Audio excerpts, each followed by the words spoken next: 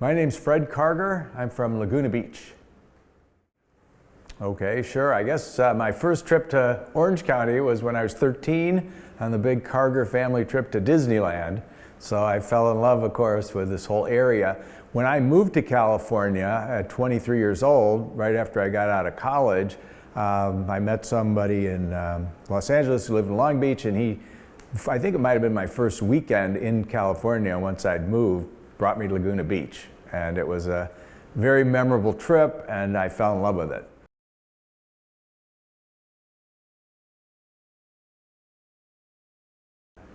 When I first came to Laguna in 1973, it was pretty gay. There were gay bars, gay beach, but it was very kind of hidden. So it was comfortable because many of us then, and for many years after, were not out. But it was a safe place to go. When I'd go out in Los Angeles, even though I was new in California, I always was afraid I would run into somebody. I'd be seen on the street on Santa Monica Boulevard, tantamount to being outed, and so I was always very cautious. But when I came to Laguna, as many of us did from LA and other places in the country and the world, we felt very safe here. We didn't feel like our secret would get out. So it was always a kind of a great home for me where I would come on weekends. I was partnered from 1979 to 1990, and Jeff and I would come here at least 3 or 4 weekends during the summer. And we couldn't afford to stay 2 nights, so we'd come on a Saturday morning, stay Saturday night, spend all day Saturday and Sunday here, and then go back, have dinner at the cottage on our way out of town. And it just was this magical town for me, and I started to make friends here and realized what a special place it was, not only the beauty, but just the history. And then, of course, as an avid reader and of newspapers and the news, working in politics, I heard about this guy, Bob Gentry, who in 1982 ran for city council in Laguna Beach, first openly gay candidate to do so, became mayor right away, and was on the council and mayor for the next 12 years. Very aggressive, very intelligent, professor at UCI. And I used to read the Los Angeles Times. I'd quiver when I would read about Bob Gentry doing all these amazing things.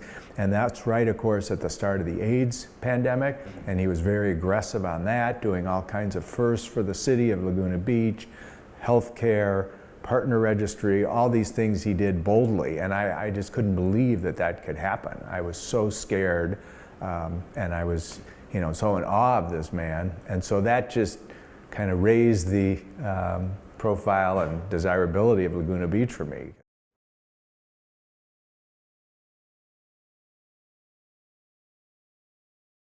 That's what I've heard, and I did a lot of research when I started to become active here to save the main gay bar, the Boom Boom Room, and I talked to dozens and dozens of people, many of whom had been here for a long time. And it looked like when the artists started to come here from San Francisco in the early 20th century, 130 years ago, they were gay, and many of these artists were comfortable here.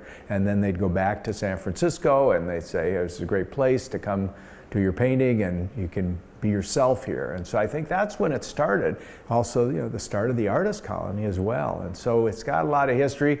I think the real influx started to come after World War II, what I'm told, when they took over the South Seas Bar, which was a straight kind of military bar, but a lot of the gay members of the military would come over here to be able to act on their sexuality and have fun and be in a nice safe space. And that really continued, and that's when I came around in the 70s, and it had already been very, very secure as a gay destination and a resort and a beautiful place to go. And there were 2 bars right downtown where Main Street Beach is now, and they were bulldozed along with the rest of that area to make way for Main Street Beach. But then the action kind of moved south to the Boom Boom Room, and there was a place called the Little Shrimp, which was just a block away on Coast Highway, just a block north. And it's just been a great gay town ever since, until recently.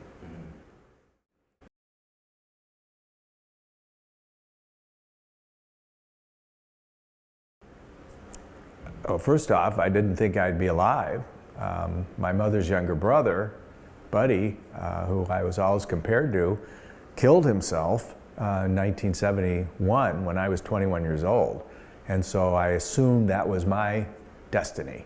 I thought, hey, I think he was 46, so when you get older and you're lonely and miserable as we're supposed to be, that you just kill yourself. So that was always weighing very heavy on me. And one of the reasons I moved to California, because I didn't want my family, my parents, to find out I was gay. And this seemed like a far enough place to go, to California, that I could keep my secret. And so I was afraid if I was discovered, if I was outed, my parents would just, you're not our son anymore. They didn't react well when my uncle died.